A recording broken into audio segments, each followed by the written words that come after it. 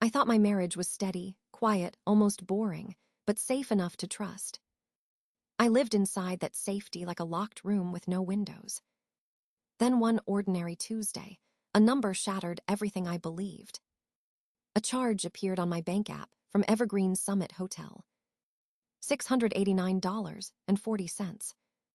A place I had never visited, on a date Marcus claimed he worked late. I zoomed in on the receipt, expecting a glitch, a system error, anything. But the digital signature stared back at me with cruel clarity. Marcus D. Morgan. My husband's name, written in the same confident stroke he used on birthday cards. The room felt suddenly too small, the air too thin to breathe. In that moment, certainty cracked like glass under pressure. And I understood one truth no one wants to learn. Sometimes betrayal hides inside the life you thought was safest. I stared at the hotel charge until the numbers blurred into a dull smear of panic. My first instinct was denial, the easy kind that keeps the heart from breaking. Maybe it was fraud. Maybe someone cloned our card. Maybe the universe made a clerical mistake just to scare me for a moment. I held on to those maybes like lifelines. But my training in finance whispered a colder truth under my breath. Systems rarely lie. People do. I opened the banking portal on my laptop. Hopping the larger screen would change the story. It didn't. The transaction sat there, solid and smug, time-stamped at 9:17 p.m. A night Marcus told me he was stuck in a late strategy meeting. He even sent a photo of takeout noodles to prove it. I remembered thanking him for working so hard. The irony tasted metallic now. I clicked the receipt again, zooming into the signature until pixels scattered like dust. Marcus D. Morgan. The curve of the M was unmistakable. My stomach tightened in slow, measured knots, the kind that signal the start of a long unraveling. Still, I told myself to breathe, to verify, to follow the process I trusted. Emotion could wait. Facts came first. I grabbed a notepad and wrote down the transaction ID with the precision of someone preparing for an audit. My hands trembled, but my handwriting didn't. It was almost comforting to slip into procedure mode, the one part of my life Marcus never interfered with. I dialed the hotel, forcing my voice into a professional cadence. "Accounting office," I said, masking the quiver beneath authority. "I need booking confirmation for an internal review." The clerk didn't hesitate. The world rarely hesitates when it doesn't know it's breaking someone. "Yes, the reservation was under Marcus Morgan," she said. "2 guests one night, premium double suite." 2 guests. The words hit me cleanly, like a blade pressed to the sternum. Not violent, just undeniable. I thanked her politely, the way I would thank someone for handing me a stapler. I hung up and stared at the wall until it sharpened back into focus. There was no more room for maybes. The truth stood in front of me, steady and merciless. Marcus wasn't working late. He wasn't eating noodles in a meeting room. He was in a hotel bed with someone else, using the card I managed for both of us. The betrayal was sharp, but the insult was sharper. He left the evidence in my domain, the one place he should have known better than to touch. I sat back in my chair, letting the weight settle, cold and instructive. I didn't cry. I didn't scream. I didn't even move. Something inside me was shifting, realigning, preparing. I understood in that quiet moment that my life had split cleanly into 2 halves. Before this transaction, and everything that would come after. I didn't confront Marcus that night because shock has a strange way of sharpening the mind. Silence became my shelter, a thin wall between fury and calculation. He walked into the house after 10, smelling faintly of cologne he never wore for me. He kissed my cheek as if nothing in the world had shifted. I let him. My restraint surprised me more than his lies. I watched him move around the kitchen with the ease of a man confident in his illusions.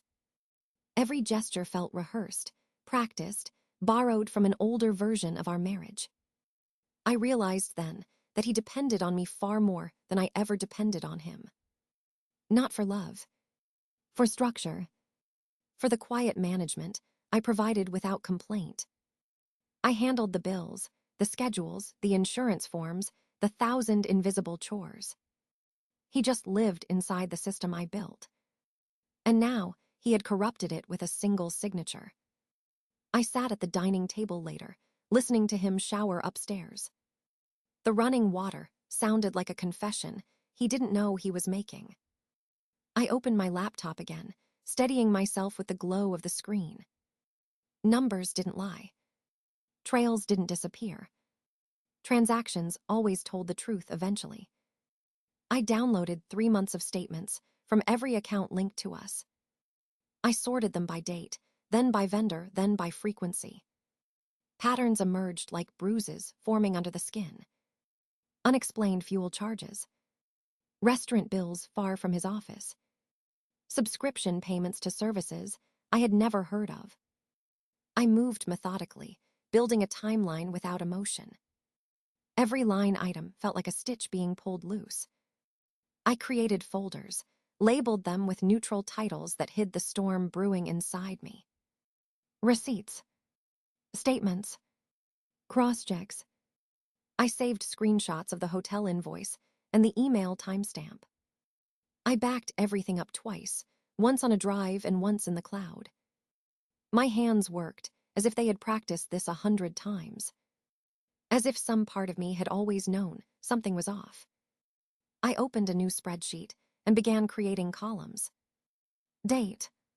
Location. Amount. Possible purpose. Risk level.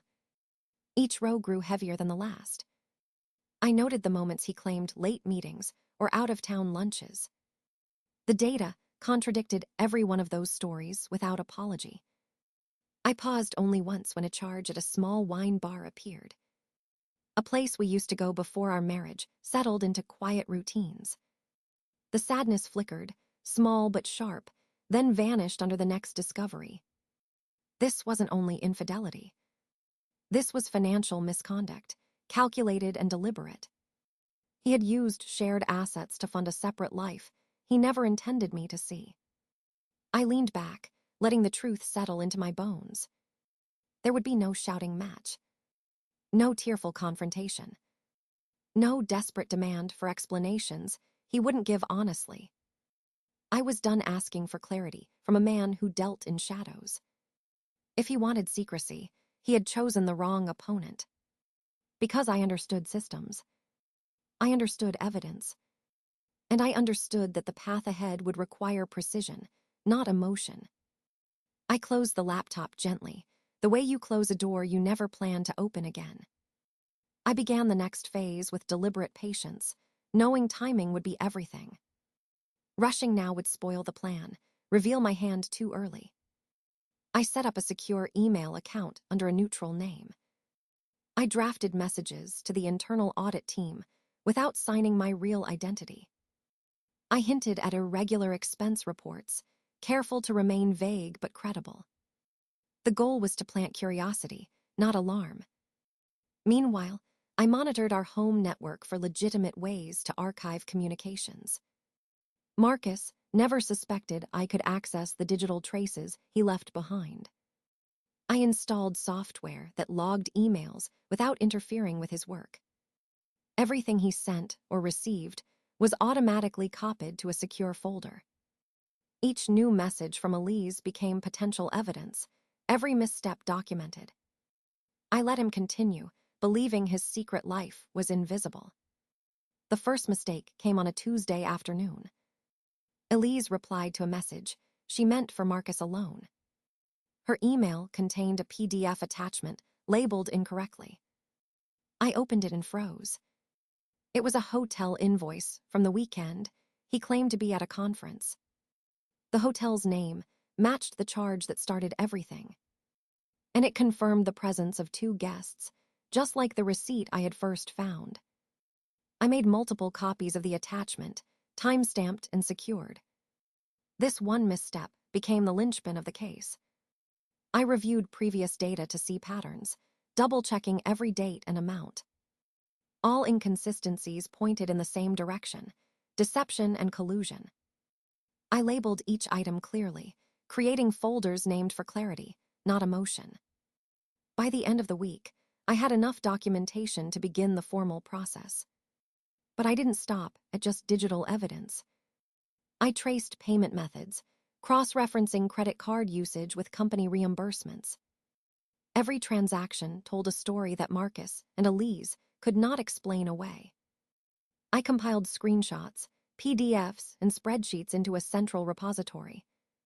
The scope of the evidence made my pulse steady rather than nervous. I knew what had to be done, and I prepared for the next move. In private, I rehearsed how the report would read, line by line, fact by fact. Emotion was irrelevant. Clarity and precision were everything. I began drafting a final outline for internal submission. It included every hotel stay, each dinner, each unexplained reimbursement. I made sure every piece could stand alone as proof if challenged. I considered Marcus's likely defenses and preemptively neutralized them with documentation. Each folder had backup copies, stored offline and in encrypted clouds. I double-checked timestamps, cross-verified email headers, and verified all receipts. By the weekend, I had a complete archive of betrayal and financial misconduct. The plan now rested on patience, waiting for the next unavoidable slip. And I knew it would come. Secrets that long are kept inevitably slip through cracks. Elise had already given the first. I simply needed the next. I leaned back and allowed the weight of preparation to settle. It was quiet.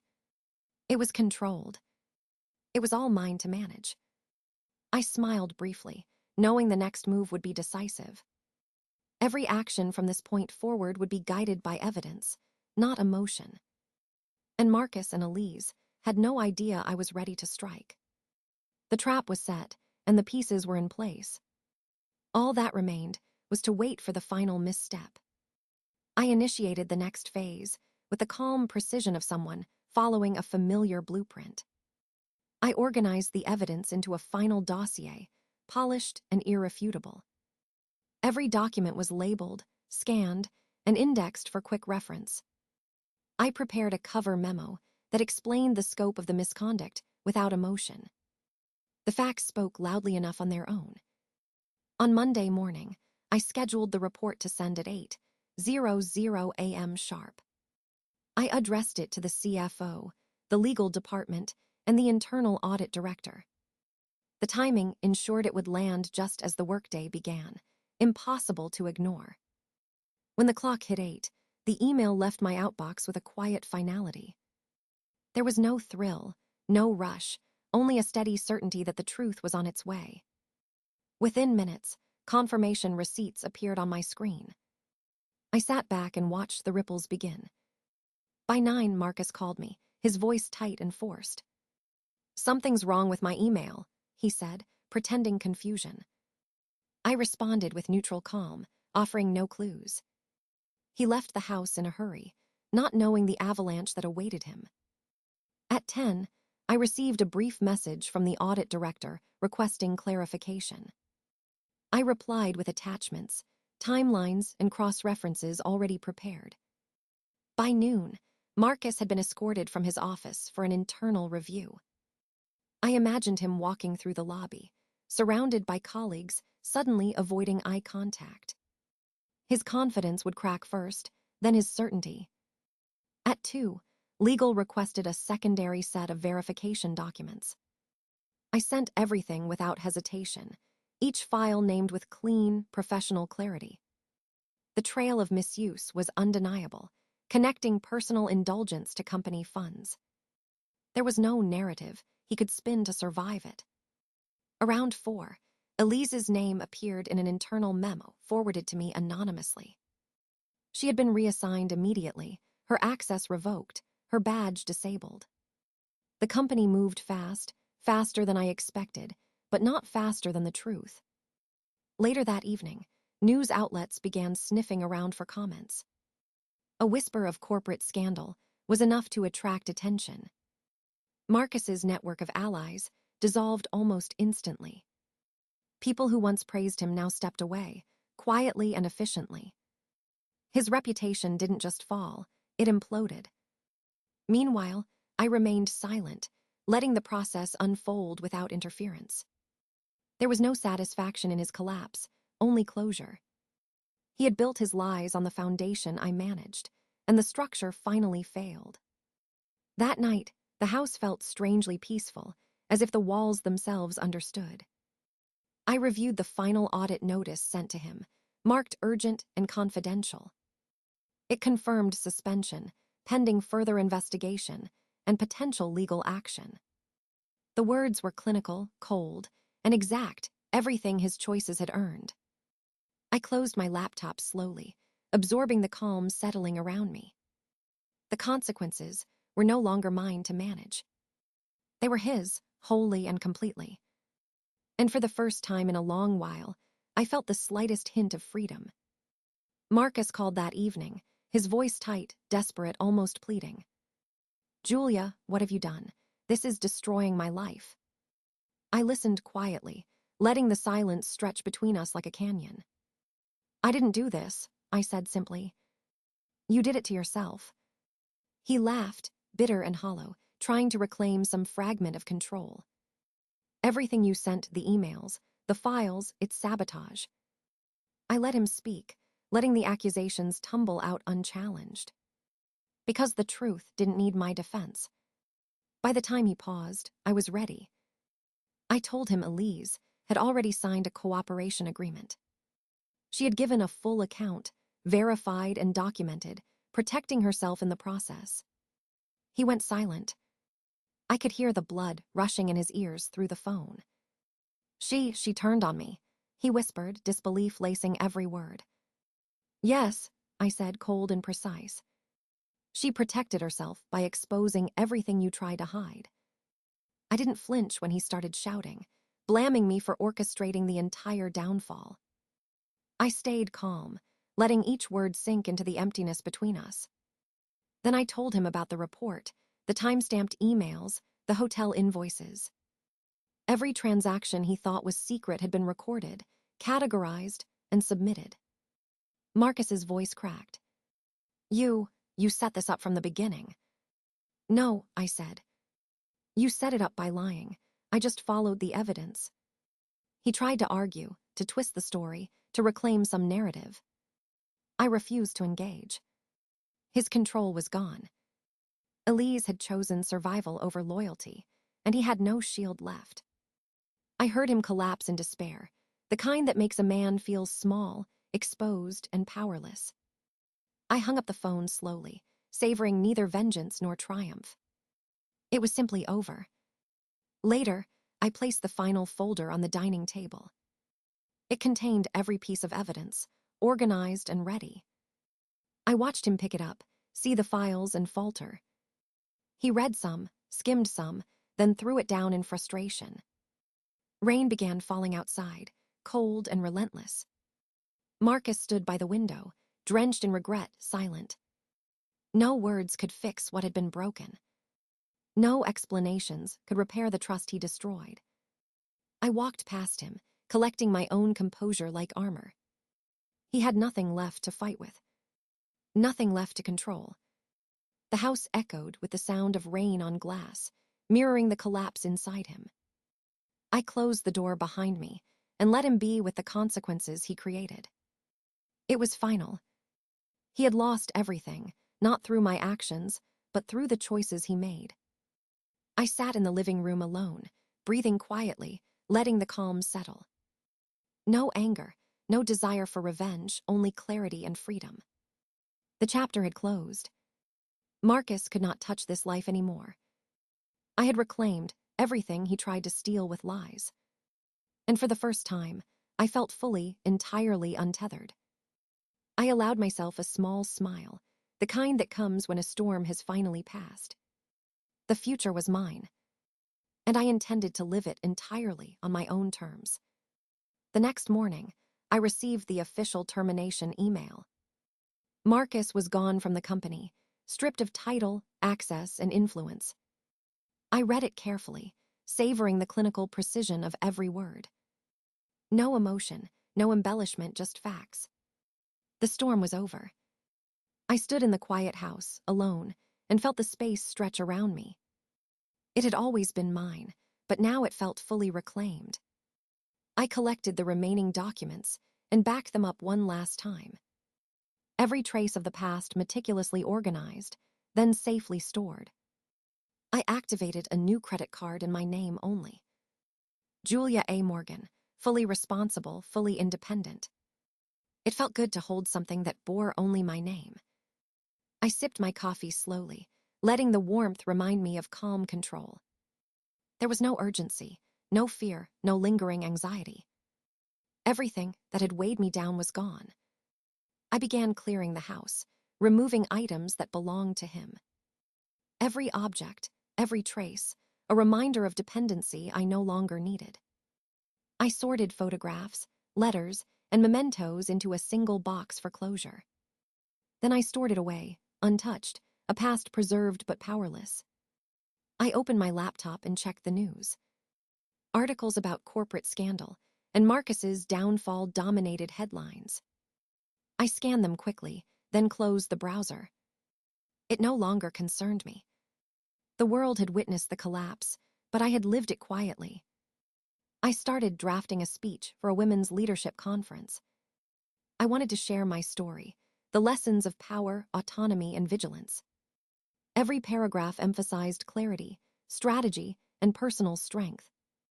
The words flowed naturally, drawn from months of meticulous observation and planning. By the afternoon, I rehearsed in front of a mirror, perfecting tone and pace.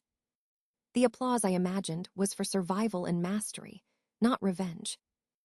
I allowed myself a small, private smile at that thought. The day faded, leaving only peace. I walked through the rooms, letting light spill across the floors and counters. Everything I saw felt clean, functional, and wholly mine. I paused at the window, watching leaves drift on the breeze. The air smelled faintly of rain and renewal. I realized freedom is quiet, sometimes imperceptible but unmistakable. I opened the email folder one last time, confirming all receipts, reports, and evidence were safe. No one could touch them, and no one would ever manipulate me again. I set the laptop aside, walked to the kitchen, and brewed a fresh cup of coffee. The steam rose slowly, curling like a signal of the new life I had earned. Outside, sunlight broke through clouds, casting gold across the garden. I stepped onto the balcony and inhaled deeply. It was my life, my space, my rules. No one to deceive me, no one to manipulate, no one to undermine. I had reclaimed my power fully. The past was a closed door, the present fully mine, and the future waiting. I smiled, savoring each unbroken moment of autonomy. The next chapter would be defined by choice, clarity, and strength. And I was ready to live it, entirely on my own terms. Every breath felt lighter, freer, and entirely mine. Finally, I allowed myself to simply be. The next morning, the house was quiet, filled only with light and the hum of the city. I poured a cup of coffee and watched steam rise, slow and steady. The past felt distant, like a story someone else had lived. A new email appeared in my inbox, marked promotional. Evergreen Summit Hotel. "We miss you," it read, cheerful and oblivious. I smiled, small and knowing. It meant nothing to me now. The life they represented no longer existed in my world. I closed the laptop and inhaled deeply. Every breath felt deliberate, unburdened, fully mine. I stepped onto the balcony, sunlight warm on my skin. The air smelled of rain, renewal, and opportunity. I thought of the months behind me, every calculation, every quiet victory. They had led to this moment, control restored, power reclaimed. I sipped my coffee, savoring the clarity and freedom. No lies, no manipulation, no shadows in my life. The world stretched out before me, open, unclaimed, waiting. I had survived, strategized, and emerged stronger. This was not an ending. It was a beginning. Every decision from this point forward would be mine alone. I smiled again, letting the sunlight touch my face. The past was a whisper, the future entirely my own. I turned back inside, ready to step fully into my life.